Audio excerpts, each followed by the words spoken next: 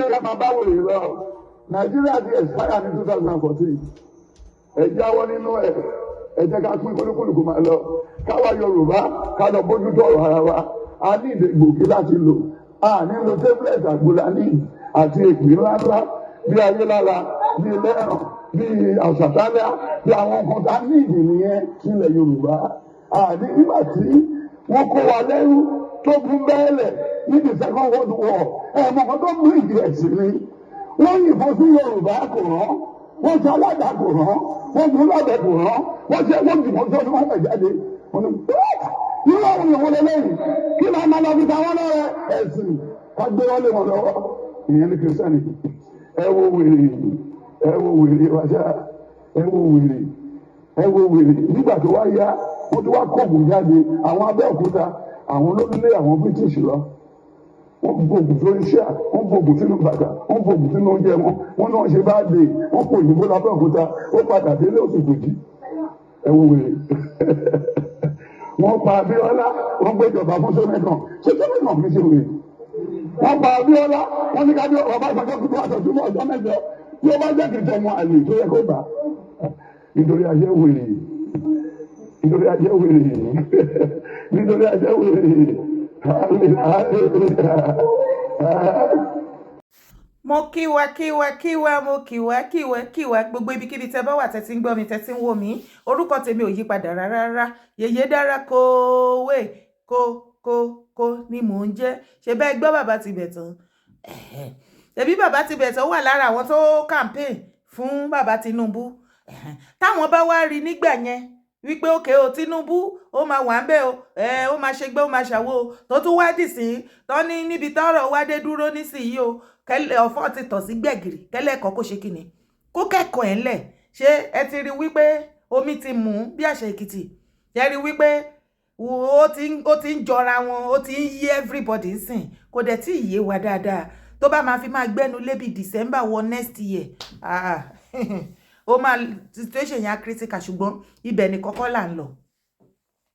Ẹ̀yin èèyàn mi kò sí ọ̀nà kan ju wípé kí wọ́n pín Nàìjíríà àní unity tí ò sí láàrin wa tí wọ́n force ara wa forcefully tán mú wa together forcefully ó wà lára nǹkan tó ní wá lára ṣé mo pé nǹkan méjì tí ò bá knack tí ò wọnú ara wọn tẹ́ bá ń force yóò mọ ní wọ́n lára ni ò lára ṣe ní Haúsá Ìgbò tó ní Yorùbá tó ní Fúlàní ní everybody kò sí ẹ̀yà kan bẹ́ẹ̀ tó máa lóun gbádùn òun ní fọkànbalẹ̀ òun lọ bó ṣe yẹ kó ṣe lọ adẹ̀wá ní ẹjẹ́ pé ẹ̀dẹ̀ sọ wípé irọ́ ni nítorí pé ẹ̀yin kan ẹ fi ń pa owó sí àpò ara yín ẹjọ́ ibi tí mo wá ń lọ rèé kí ló dé gan kí ni problem àwọn ọmọ Igbo abeg may una tell me wetin be the problem for my Igbo people wetin be una problem why be say if anything wey Yoruba do like this Igbo go come out condemn am use their own mouth take run am down why because if una do una own thing Yoruba no dey do like that. Especially the time where Baba Tinubu don't become president now, anything where Yoruba do now, na problem. If Yoruba dance, they go say, hey, see, person wey supposed to dey cry. If Yoruba sing, hey, see there, na sing that they sing. Person wey they supposed to dey mourn. Abeg, wetin be the problem? The last time I check, now na brother be the Senate president. It's more or less like Nigeria president. Abi una no know the kind power wey dey in hand in it. Why una no go allow Yoruba make them breathe? Why? Wetin we do una gagagaga? Wetin be the problem? Una go dey ask me now, say wetin come be problem now, Dara? Yes, so this one wey you come dey carry pidgin enter. I want me to hear me wella. Now because of this Ojude Oba o. Now Ojude Oba, now it cause wahala o. When we dey settle for how many days ago now? Ojude Oba na the first time wey they celebrate, It don't say when they don't celebrate Ojude Oba after during the Ileya. Me myself, I know if you count how many times I don't attend them the time where I did Nigeria. And anytime I go Nigeria, if you reach the time where they do Ileya, why I no go? And for this matter, we can't dey grand step. I even want to implore all Yorubas. Even like say we go come, they do one thing, no. This Ojude Oba, they bring our culture out. Oh, hey, he dey very beautiful. Now make on Igbo. They now they get. We no get headache. Now another person get headache. Now Igbo they carry paracetamol, they swallow. I no understand. Okay, on two go say I two talk. Okay now. Oh yeah. Me ona kuku yara. I'm sure everybody in Nigeria has seen this picture. And not just this ones, and the other ones that have been circulating on social media, this Ojude Oba stuff. Now, everybody was just having fun. The Yorubas are having their fun.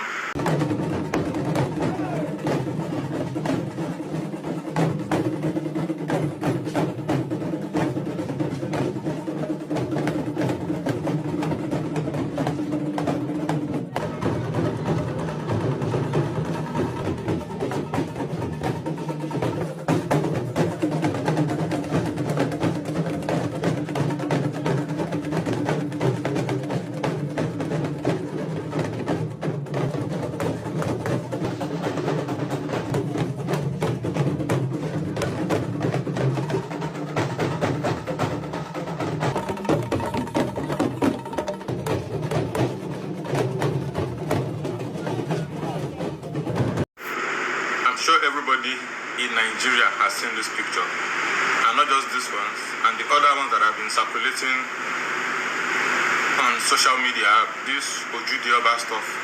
Now, everybody was just having fun. The Yorubas are having their fun.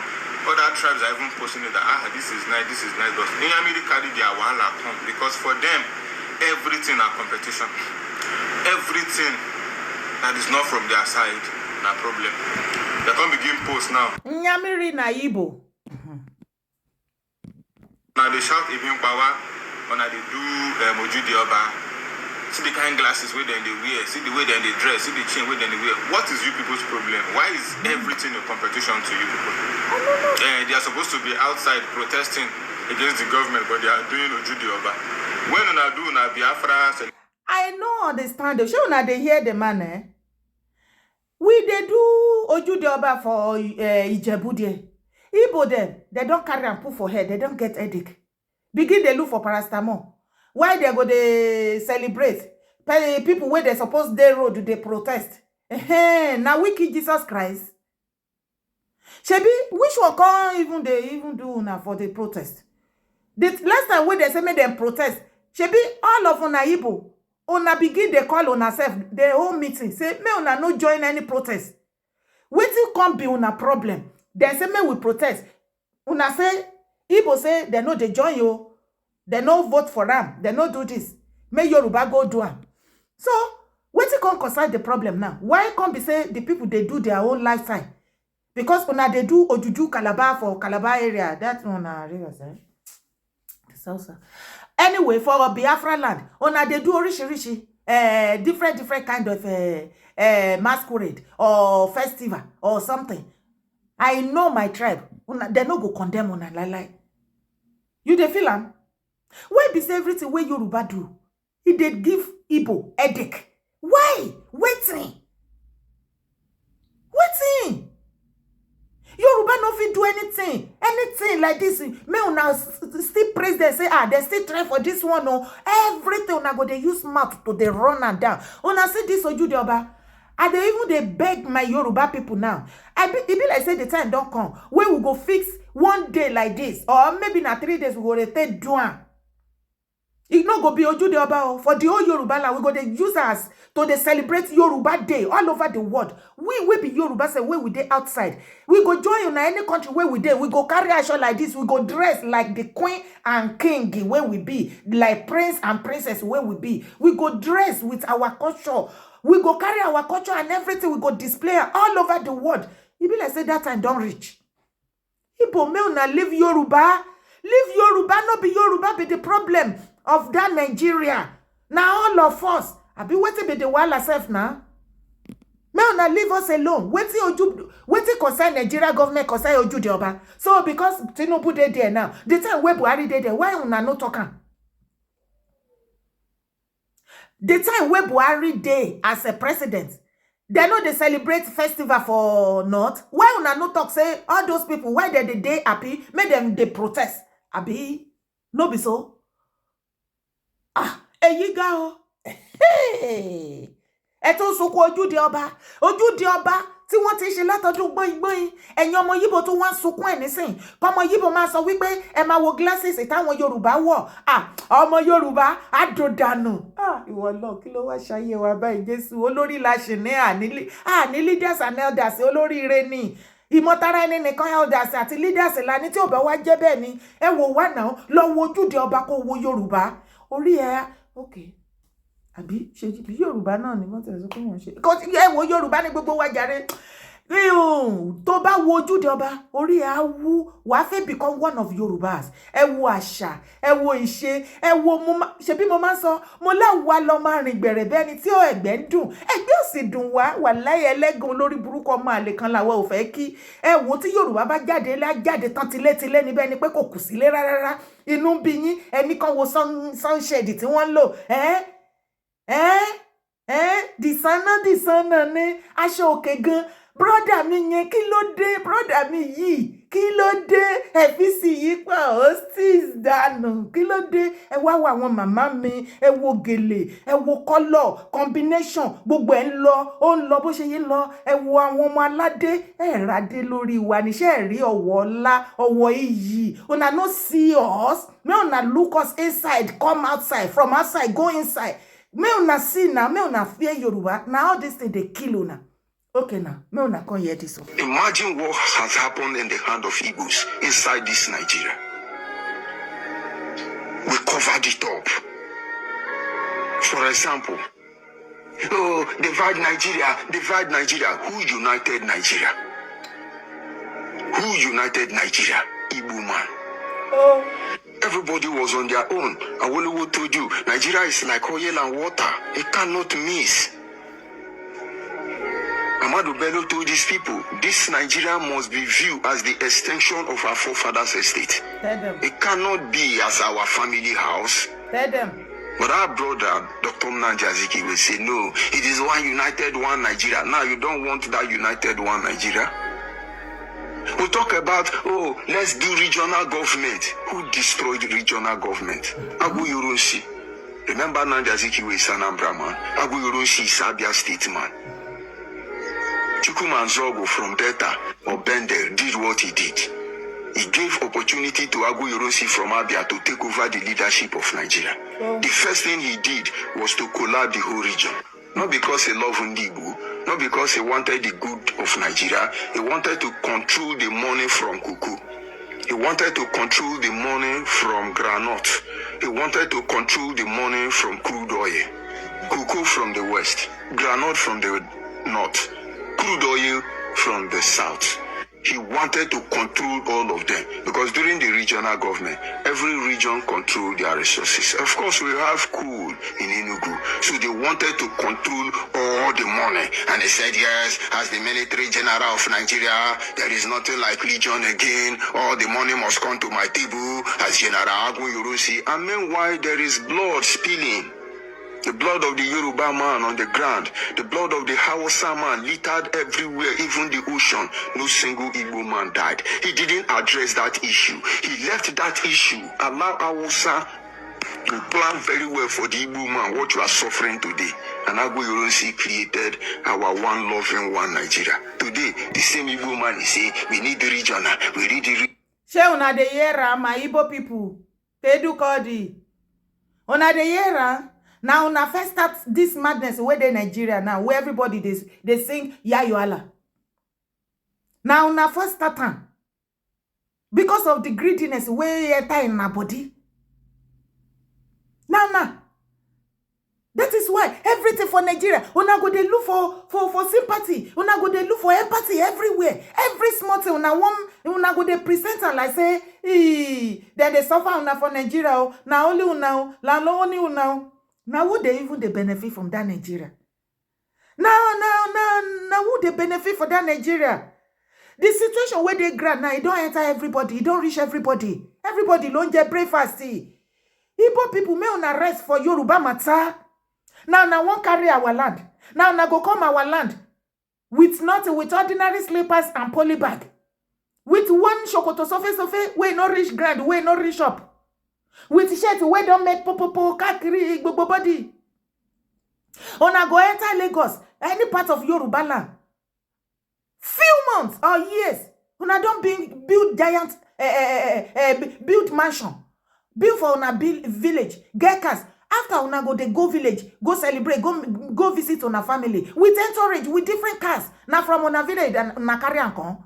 We they show you love. We give you love. We tolerate una. We do everything make una comfortable. Why they say everything about Yoruba they provoke Igbo? I no understand. Why be say everything about Yoruba they too provoke una?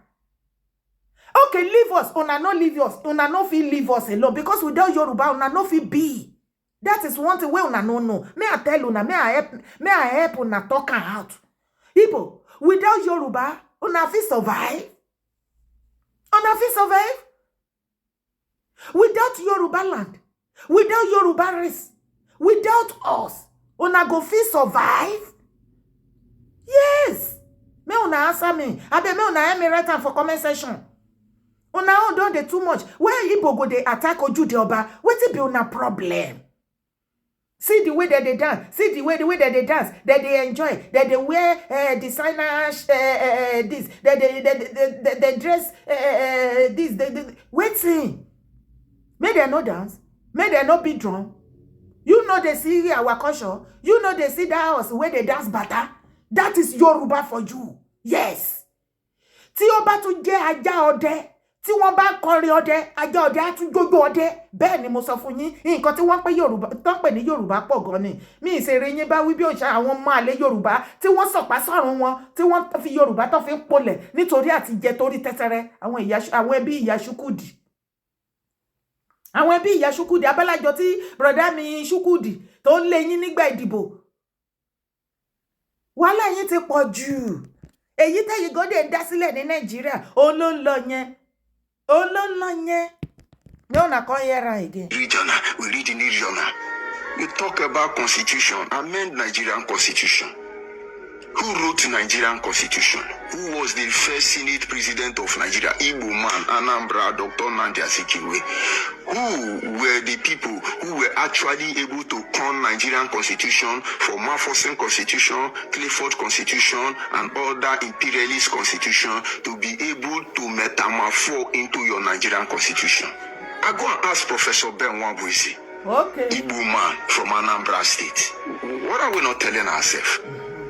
All these things were done, not carrying the overall interest of the people of Nigeria at heart, or maybe to favor their people, or maybe to enrich themselves. You want Biafra. You don't want Nigeria to destroy you after the atrocity of Agu Yoronsi. Oh. You move for Biafra. You killed your people in the name of Biafra. The weakest point why Biafra failed after 3 years was that the non-Igbo in the southeast, they hear when for Ojuku and an army hand. They hear when. And you as Igbo man, do you have the balls to go and interview Ogoniman and say, please tell me the truth. What happened during the war? Ogoniman will tell you that during the war, Igbo Ojuku soldiers were dividing their property. They will be looking at them. And in most cases, they give them gun and push them into the war front, just to kill them and collect their property. It happened across the whole of South. When you hear wounded civilians shouting, I beg you. I want me una hear am. Me una know the thing say everybody they forget history. If una no go allow Yoruba breathe, we go shock una. Allow. If Igbo no go allow Yoruba, make them drink water, drop cup, we go shock una. Una go dey think say na emergency yen loyibo. Nepiji. Mama ro wí pé torí ọ̀pọ̀lọpọ̀ wọn na gbọ́ Yoruba. Kò tẹ́ iṣẹ́ ọ̀pọ̀lọpọ̀ àwọn ilé tó wà ní ilẹ̀ Yoruba tó constitute nuisance ẹ ń jẹpo wa, ẹ ń jata wa, ẹ ń jẹyọ wa. Ẹ tún ní ilẹ̀ yẹn lára. Ẹ má jẹ́ ká fi ilẹ̀ Yoruba ṣépè fún yín o. Ọmọ Yoruba tá bá sọ wí pé ilẹ̀ á mú, ilẹ̀ á ní lára, ara máa ń ní wọ́n ní o. Kí ló dé? ẹ tún jowó ojúde ọba tí wọ́n ṣẹ̀ṣẹ̀ máa ṣe. Ẹ̀yin náà ṣà ń ṣe tiyín. Ẹ ṣà ń ṣe tiyín ọmọ Yorùbá. Jọba mi kó síbi comment section ẹ bá mi sọ fáwọn ọmọ Yíbò kí wọ́n jáwọ́ kán tú èékánná wọn lọ́rùn. Àwọn ọmọ Yíbò kí wọ́n tú èékánná wọn lọ́rùn ọmọ Yorùbá. Àwa kọ́ la bà ti Nàìjíríà jẹ́. Òun lẹ ti fetí ara yín gbọ́ ẹ̀yin gan lẹ engineer gbogbo madness tó wà Nàìjíríà lénìí. Èwo lẹ fẹ́ para yín kú sí ọrùn Yorùbá nítorí Tinubu dẹ̀ ti wá dé president. Kò dẹ̀ wá sí nǹkan tó bá ti ṣẹlẹ̀ báyìí Yorùbá ló máa fara gbá. Ṣé wọ́n ń ṣe yín ni àbẹ́yìn lẹ ń ṣera yín? Hello, excuse you. Àtìgbà tí Tinubu dẹ̀ ti wà ńbẹ̀ any protest tó bá ní kàn ṣe anything tó bá ní kàn jáde ṣe bí gbogbo yín lẹ máa rí táwọn tó máa fi message ránṣẹ́ síra wọn tá máa pass ẹ pé no Igbo person kò gbúdọ̀ jáde láti bá wọn protest àbí láti bá wọn ṣe anything. Ẹ pack well kẹsàn ìwọ wà lẹ́kùn every minute every second. Why be say Igbo anytime wey they say okay we wan go on strike the Labour Party I say Labour Party wetin be their name sef NLC. They won't go on strike, they won't do protest, una go they pass message around to una brother, una sister. Me una no come out, me una leave her for Yoruba, na only Yoruba, shebi una leave her na, me una leave her na, efisile, Una come out to protest, una no join you, it still no make any sense. It no concern anybody. Wala tinye nenye. But be say, everything about Yoruba, una go they condemn or una go they attack us. If we change, we face una go fit stand down, na be the thing. Torí ẹ̀yin ọmọ Yíbò ọ̀pọ̀lọpọ̀ yín máa believe pé ẹni wèrè dẹ̀ ní dangbana ṣoko wàláhì. Ní dangbana ṣoko, ara ti ní yín jù, ìnira ti bá yín gbogbo nǹkan ló máa ní yín lára. Ṣógun láyé ni. Ṣé ogun láyé ni? Ayé òun ṣógun náà. Tọ́mà no fẹ́ protest ẹni kọ́má protest kọ́má join Yorùbá kí Yorùbá kọ́ lọ protest fúnra lára wọn okay ẹ protest kí ló wá fa wèrè lọ́yàn ẹ fi Yorùbá lẹ́yìn kan náà lẹ máa sọ wípé Lagos state is a no man's land Yorùbá is this Yorùbá ọ̀lẹ ni wọ́n Yorùbá is that ní ìṣeré yín bá wí bí ó ṣe àwọn máa lè tó kó sábẹ́ yín tó ń jẹ́ kẹ́ máa rò wípé jámọ̀ kọ̀ọ̀kan lẹ́yìn tí ẹ becoming nothing tẹ́ ẹ fi wá àtẹ́lẹsẹ̀ yín ti yí bí ọwọ́ bọ́ kẹ́ tó wọ ilẹ̀ Yorùbá ló sọ yín doge tó gbọ́n gbogbo ìyà ìṣẹ́ tó wà lára yín àti ìyà ara yín látòkèdè sàlẹ̀ tó gbọ́nù tó wọ aṣọ iyì ẹni yìí ni wá ọmọ aládé ọmọ lọ́lá ọmọ ẹni yìí ni wá nílẹ̀ Yorùbá àwa dà yín mọ́mọ́ tán àwa náà wá mí sí yín lára ẹ̀yin máa bẹ̀rẹ̀ sí ní hùwà bí èèyàn ẹ̀yin náà bẹ̀rẹ̀ sí ní wọṣọ gidi kẹ́tọ́ wí kẹ́tọ́ fẹ́ ralẹ̀ ẹ tún máa fi àtúntalẹ̀ fún yín ẹ tún máa fi gún wa lójú pé níṣe ni wọ́n ta property wọn torí pé gbogbo ilé ayé ẹ ti wá ilé ayé má yàjú ilé ayé ò nira ẹ nira yín lára tàbá wá wí tán they will say Igbo then they unite then get unity for where una get unity na lie Igbo no get unity their own worse pass Yoruba. The only place I enter una where the only time where you go see Igbo people where they united now when if Igbo people then be 2 or 3 or more than that and another tribe they their midst they can't they fight Igbo. That is where then they unite. That time, Igbo no go against a brother or sister. They go join hands together, fight that other tribe. But Yoruba no go do like that. Instead of Yoruba to join Yoruba together to fight back together with the other tribe where they fight them, Yoruba go meet that other tribe. They tell them, they give am wetin he go talk. Or waiting how you go take finish in your own brother, in your own Yoruba brother or sister. That is the difference there. But say una united, na lie. Na lie, una no like una say, like ara yin.